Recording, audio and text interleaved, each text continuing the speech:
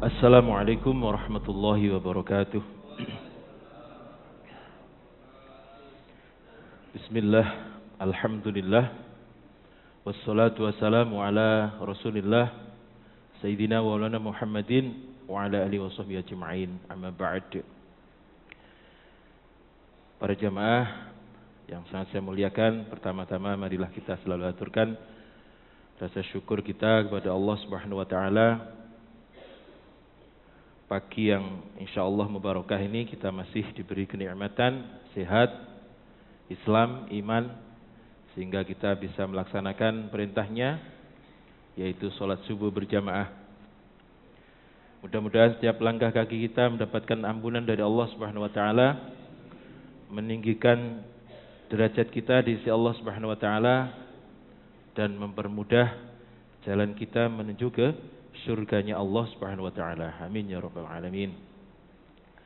Salawat serta salam mari kita selalu haturkan kepada Nabi kita Muhammad sallallahu alaihi wasallam. Mudah-mudahan kita mendapatkan syafaat beliau hingga yaumul akhir. Amin ya rabbal alamin.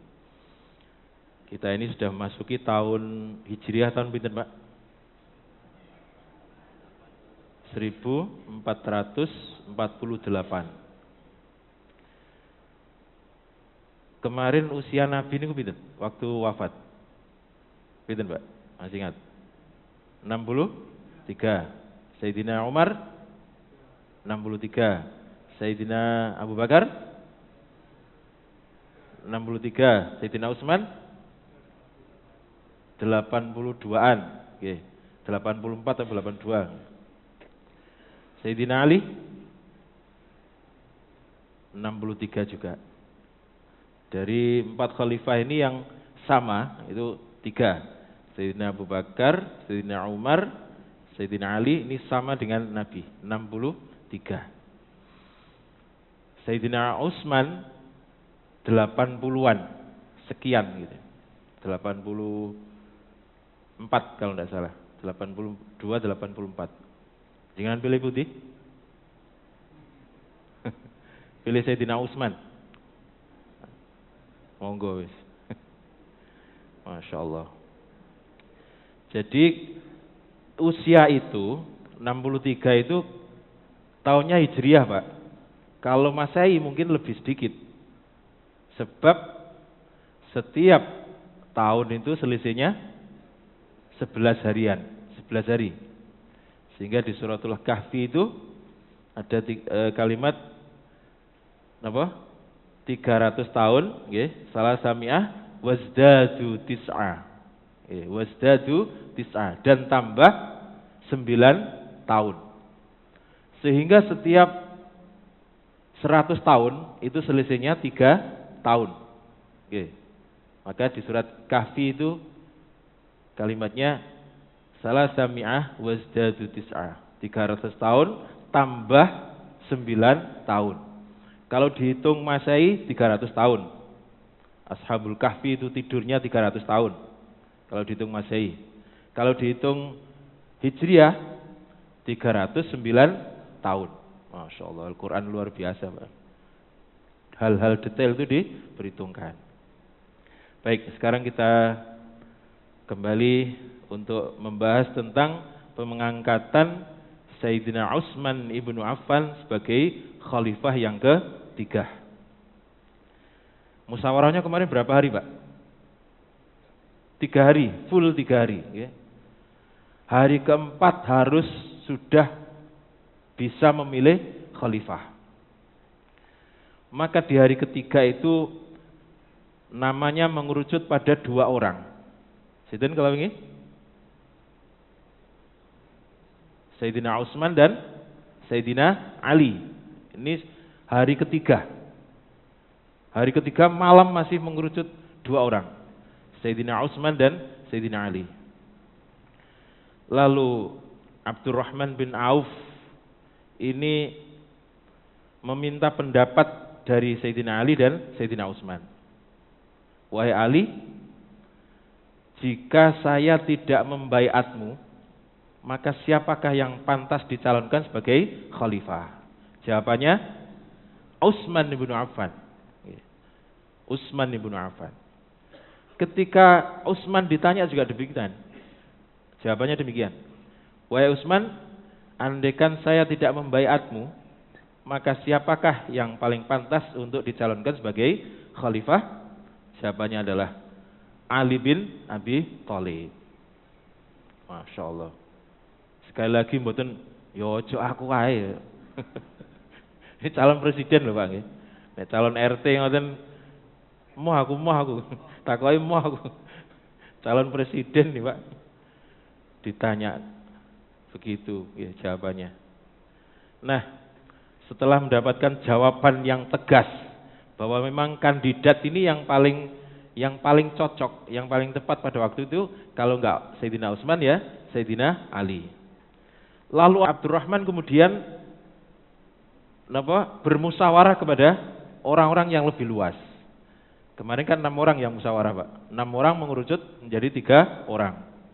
Lalu Abdurrahman bin Auf kemudian langsung mundur. Begitu mundur berarti calonnya cuma 2. Ali dan Utsman. Nah setelah sepakat 2 orang itu, Abdurrahman bin Auf kemudian keluar menemui tokoh-tokoh Madinah, panglima-panglima perang, para senior-senior, termasuk juga ibu-ibu, ditanya semuanya, tanya semuanya pendapatnya seperti apa. Dengan seperti itu Abdurrahman masih belum puas Pak, setelah ditanya semuanya itu. Di malamnya, malam menjelang tengah malam itu, Abdurrahman kemudian datang kepada seorang sahabat yang namanya Al-Miswar bin Mahromah. Ini mboten terkenal belas nih. Al-Miswar bin Mahromah. Ini sahabat junior. Sahabat junior. Jadi waktu Nabi wafat itu usianya masih 8 tahun. Masih 8 tahun. Sehingga ketika Sayyidina Umar bin Khattab wafat, itu kira-kira usianya masih 21 tahun. Nah, Sayyidina Abdurrahman bin Auf ini mendatangi Al-Miswar bin Mahromah. Lalu beliau mengetuk pintunya, diketuk, sampai dia terbangun. Sudah hampir tengah malam Pak, sudah tidur. Kemudian ketika sudah bangun, Abdurrahman mengatakan, saya melihatmu sudah tidur. Lah saya ini dari kemarin-kemarin belum tidur. Jadi tidur itu menjelang subuh itu. Masya Allah. Lalu Al-Miswar ini diperintahkan untuk memanggil Zubair bin Awam dan Sa'ad bin Abi Waqqas. Untuk apa? Untuk musyawarah lagi Pak. Tengah malam dipanggil untuk musyawarah lagi. Setelah selesai, kemudian Abdurrahman bin Auf minta dipanggilkan Ali. Ali pun datang. Musyawarah 2 orang. Serius. Setelah dianggap selesai, yang terakhir yang dipanggil adalah Sayyidina Utsman ibnu Affan. Situ sing dikengken wau. Al-Miswar bin Mahromah. Masya Allah. Nah, ketika pembicaraan yang terakhir ini dengan orang terakhir yaitu Sayyidina Utsman, ini terlihat serius sebab Al-Miswar ini juga enggak berani nimbrung, Pak. Ini urusan orang dewasa. Anak kemarin sore disuruh keluar dulu. Dia tugasnya hanya untuk manggil orang. Masya Allah. Terlihat serius dan rahasia. Serius dan rahasia. Ini sampai menjelang subuh baru selesai. Hari keberapa nih Pak? Hari ketiga masihan nggih. Nah, keempatnya subuhnya nggih. Menjelang subuh berarti masuk hari keempat. Menjelang subuh sampai adzan subuh baru selesai. Lalu mereka pulang. Masya Allah. Eling pilihan kalau ini Pak. Ngitung ini sampai subuh sampai berlanjut sampai osing dhuwur. Masya Allah nggih. Melekan bener nih. Nah, para jamaah sekalian, besoknya ini kan sudah subuh nggih, hari keempat subuh. Penduduk Madinah melaksanakan sholat subuh yang dipimpin oleh Suhaib bin Sinan Ar-Rumi. Yang ini memang ditunjuk oleh Sayyidina Umar bin Khattab. Ketika selama musyawarah itu dia yang jadi imam di Masjid Nabawi. Inilah hari keempat. Sebagaimana perintah Sayyidina Umar, hari itu harus sudah ada orang yang terpilih sebagai khalifah.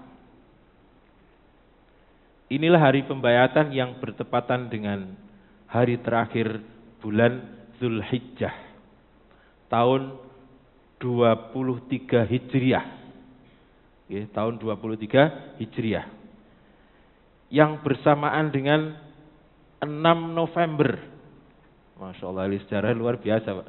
Diteliti sampai hari, tanggal, ya, bahkan masainya. Bertepatan dengan 6 November 644 Masehi. Masih 644 Masehi. Di Indonesia musim nopo nih, Pak? Musim nopo? Kerajaan pundi?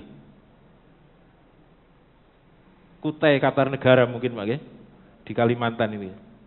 Masya Allah.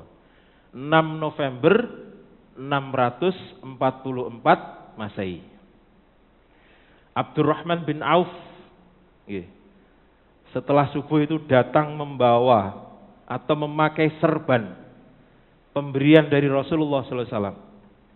Sedangkan 5 orang yang ditugasi Sayyidina Umar untuk musyawarah itu, yang lainnya maksudnya, ini sudah menunggu di masjid bagian depan, di dekat mimbar itu.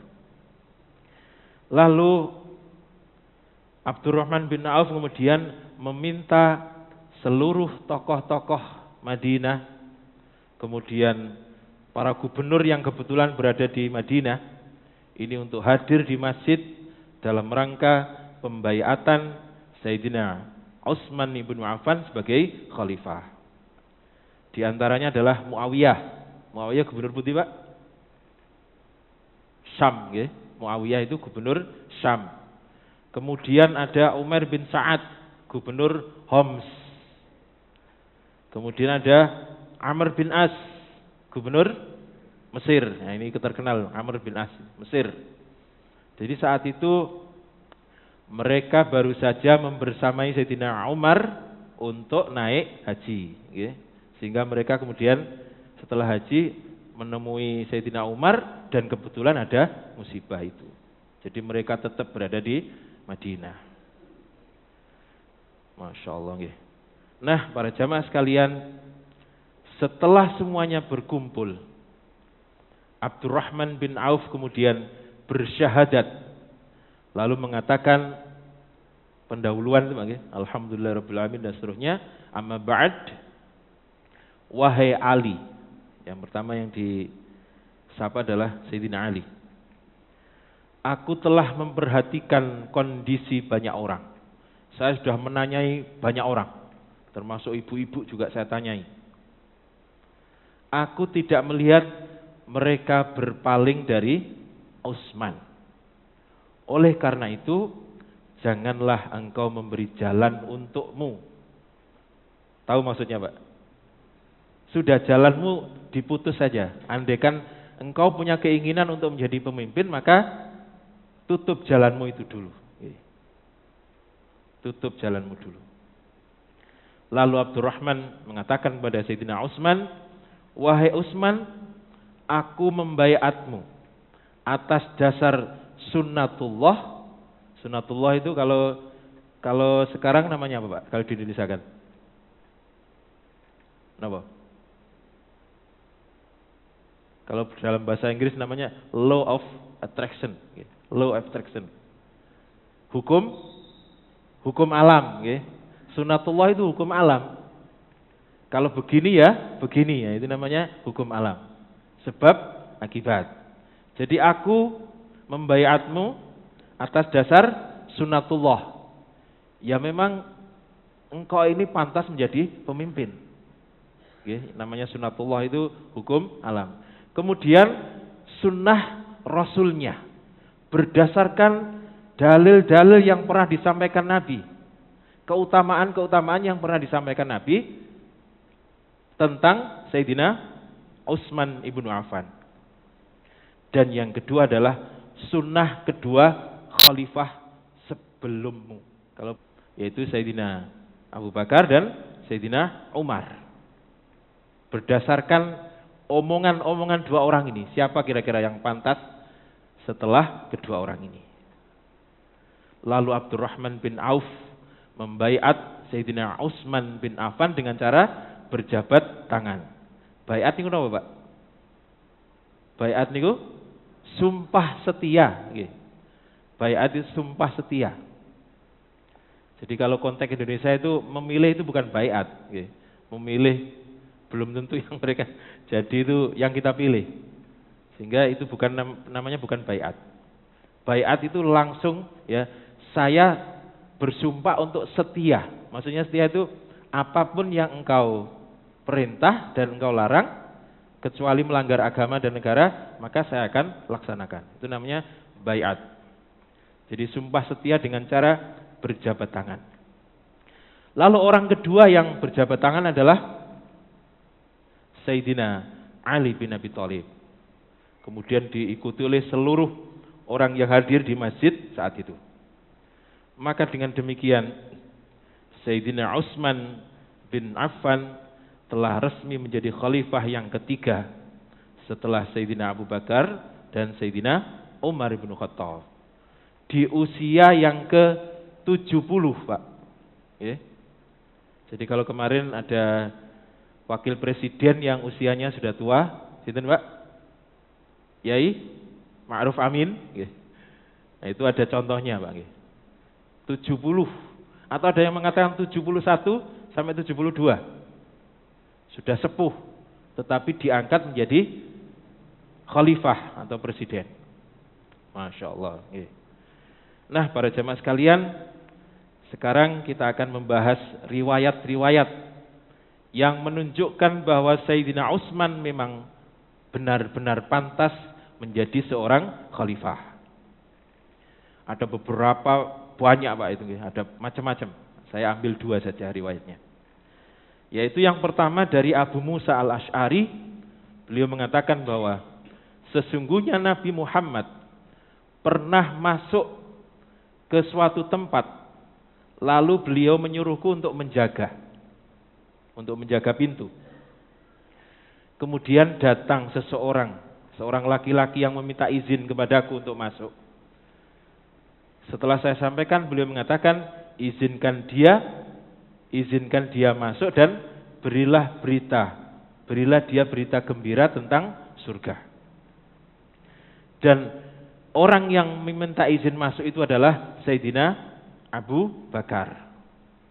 Kemudian datang orang kedua meminta izin. Saya pun menyampaikan kepada Nabi, kata Abu Musa. Nabi mengatakan, izinkan dia masuk dan berilah dia berita gembira tentang surga. Siapa dia? Dia adalah Sayyidina Umar ibnu Khattab. Kemudian datang orang ketiga. Saya pun menyampaikan kepada Nabi. Lalu Nabi mengatakan, izinkan dia masuk dan berilah dia berita gembira dengan surga atas musibah yang menimpanya. Dan dia adalah Sayyidina Utsman ibnu Affan. Nah, dari dalil-dalil begini, Pak, para sahabat itu mengumpulkan sebelum pemilihan. Kira-kira siapa yang pas setelah ini. Maka dari sini bisa diambil isyarah bahwa urutan kekhalifahan dari ketiga orang tersebut adalah Sayyidina Abu Bakar, Sayyidina Umar, Sayyidina Utsman ibn Affan. Lalu ada informasi lagi yang disampaikan Nabi, yaitu atas musibah yang menimpanya. Ini ditujukan kepada siapa tadi? Utsman ibn Affan. Masya Allah. Maka di akhir pemerintahannya nanti, musibah itu benar-benar terjadi, Pak. Beliau dikepung oleh para pendemo-pendemo dari luar Madinah, dari Mesir, dari Yaman, dari Syam. Mereka datang menggeruduk Madinah, demo. Bahkan ketika pengumpulan itu, Sayyidina Utsman tidak mendapatkan akses untuk air minum. Bisa dibayangkan seorang presiden, seorang khalifah di demo sampai dia tidak bisa mendapatkan akses untuk air minum. Dan akhirnya kemudian beliau terbunuh di tangan pendemo itu. Sehingga beliau dikatakan orang yang terdolimi. Masya Allah. Dari sinilah beliau mendapatkan gelar, Utsman mendapatkan gelar Dzun Nuraini wal Hijrotani Syahidum Matlum. Dzun Nuraini wal Hijrotani Syahidul Madrum. Kenapa diberi gelar Dzun Nuraini? Karena dia menikahi 2 anak atau putri Nabi. Kemudian wal Hijrotani, dia punya gelar 2 hijrah. Beliau pernah hijrah ke Habasyah dan pernah hijrah ke Madinah atau Yasrib. Kemudian yang terakhir adalah Syahidum Madlum. Dia syahid juga orang yang didolimi. Masya Allah. Sayyidina Utsman itu Pak, tidak pernah Pak bales, dia apa-apaan tidak pernah bales ya Pak. Sehingga orang Mekah itu kalau ngudang anaknya, itu mengatakan begini, aku menyayangimu seperti orang-orang Mekah menyayangi Utsman bin Affan. Saking tidak pernah punya masalah dengan orang-orang Mekah itu. Bahkan ketika perjanjian Hudaybiyah itu, Sayyidina Umar disuruh Nabi, wahai Umar, datanglah kepada mereka untuk berunding. Kata Sayyidina Umar, wahai Rasulullah, jangan saya yang diutus. Sebab kalau saya yang diutus, yang terjadi bukan pembicaraan tetapi adu pedang. Lalu siapa yang menurutmu pantas? Ya Utsman ya Rasulullah. Dia adalah orang yang disayangi oleh orang-orang Mekah. Tidak mungkin orang Mekah itu mencelakai Utsman, tidak mungkin. Masya Allah. Orang kaya, dermawan, kalau disakiti tidak pernah bales. Jadi ini wong gini gak duwe getih itu. Itu seperti itu dizolimi Pak. Bahkan sampai terbunuh. Masya Allah. Inilah Sayyidina Utsman bin Affan. Lalu riwayat yang kedua yang mau saya sampaikan adalah riwayat Abu Isa At-Tirmidzi yang meriwayatkan hadis dari Sayyidatina Aisyah. Nabi pernah mengatakan, Innallaha azza wa jalla asa ayuqassimaka qamisan fa in araduka ala khal'ihi fala takhla'hu lahum. Wahai Utsman, sungguh semoga Allah memakaikan baju untukmu. Lalu apabila mereka ingin kamu menanggalkannya, maka janganlah kamu meninggalkan untuk mereka. Dan riwayat lain mengatakan, Ya Utsman, innallaha asa ayuqammasaka qamisan fa in aradaka al munafiqu ala khalqihi fala takhla'hu hatta taltaqi.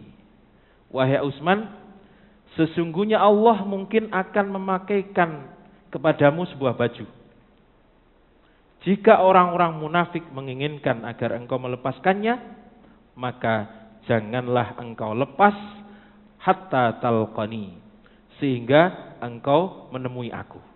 Masya Allah. Jadi hadis ini mengisyaratkan bahwa Sayyidina Utsman akan memakai baju, maksudnya adalah kekhalifahan.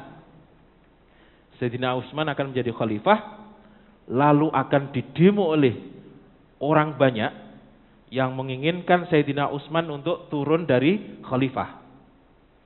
Maka jangan engkau turun karena tuntutan mereka. Jadi inilah yang dipegang oleh Sayyidina Utsman ibnu Affan, sehingga beliau sampai nanti terbunuh di demo itu. Masya Allah. Sebab engkau berada di atas kebenaran, sedangkan mereka berada di dalam kebatilan. Ini pesan Nabi kepada Sayyidina Utsman, bahkan Sayyidina Utsman waktu itu belum menjadi khalifah. Masya Allah. Jadi inilah salah satu mukjizat kenabian. Jadi Utsman sudah dipeseni begitu. Nanti Sayyidina Ali juga dipeseni, Pak. Wahai Ali, engkau nanti akan dibunuh oleh seburuk-buruknya orang. Oke. Seburuk-buruknya orang. Orang ini hafal Quran. Bayangkan Pak, hafal Quran. Lalu kamu akan mengelap darahmu di jenggotmu, kata Nabi. Jadi Sayyidina Ali nanti akan terbunuh oleh seseorang yang bernama Abdurrahman bin Muljam. Ini orang ini qori. Qori itu dalam artian sana itu orang yang mengajarkan Al-Quran, hafal Al-Quran. Masya Allah. Itu membunuh Sayyidina Ali, Pak. Bahkan sudah diprediksi oleh Nabi. Nanti darahmu atau akan menetes, kamu akan mengelap jenggotmu dengan tanganmu. Masya Allah. Ini adalah salah satu di antara mukjizat kenabian. Dan masih banyak lagi dalil yang menguatkan bahwa Sayyidina Utsman memang pantas dan tepat memegang khalifah. Sehingga para sahabat dan orang-orang setelahnya yang memegang ahlu sunnah wal jamaah, termasuk kita, jadi ahlu sunnah wal jamaah itu bukan NU, Bang, bukan. Itu faham keagamaan. Muhammadiyah juga ahlu sunnah wal jamaah. Jangan mendominasi, ahlu sunnah wal jamaah itu orang NU, bukan. Mereka juga berpegang ahlu sunnah wal jamaah. Ahlu sunnah itu orang yang bersemangat untuk melakukan sunnah dan bersama-sama. Jamaah itu bersama-sama. Sebab kalau bersama-sama itu Allah tidak mungkin memberikan kesesatan kepada golongan yang banyak. Maka jangan menyendiri, jangan mempunyai paham sendiri. Kalau di Siwalan ini masjidnya Al-Hidayah, kemudian jangan membuat kelompok sendiri yang merasa elit. Biasanya 3 orang, 4 orang kemudian merasa lebih baik daripada jamaah Al-Hidayah. Jangan, itu hati-hati. Bisa-bisa jadi teroris begitu. Teroris itu asalnya begitu. Merasa lebih hebat dari yang lain, kemudian melakukan perbuatan yang sama sekali tidak dibenarkan oleh agama. Itu ahli sunnah wal jamaah. Mereka sepakat bahwa Sayyidina Utsman ibnu Affan adalah orang yang paling tepat memegang kekhalifahan setelah Abu Bakar dan Umar. Masya Allah. Jadi tidak ada seorang pun yang menentang ini, Pak. Semuanya menerima.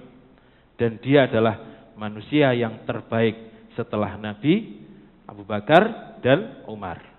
Sebagaimana yang telah diriwayatkan oleh para ahli hadis.